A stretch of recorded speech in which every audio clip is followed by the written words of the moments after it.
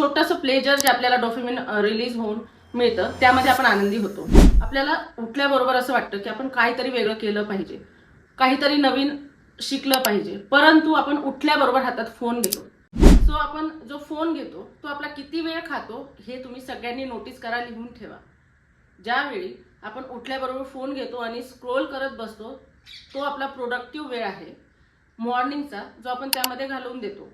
आणि त्यानंतर एक छोटंसं प्लेजर जे आपल्याला डोपामिन रिलीज होऊन मिळतं त्यामध्ये आपण आनंदी होतो।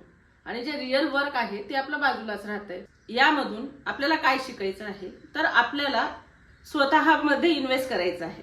फक्त पैसाच नाही तर तुमचा वेळ, तुमची एनर्जी, तुमच्या लायबिलिटीज, सगळ्यात महत्त्वाचे तुम्ही आहात। या सगळ्यासाठी इन्व्हेस्ट करणं म्हणजे काय की स्वतःच्या वेळेचं व्यवस्थित नियोजन करणं।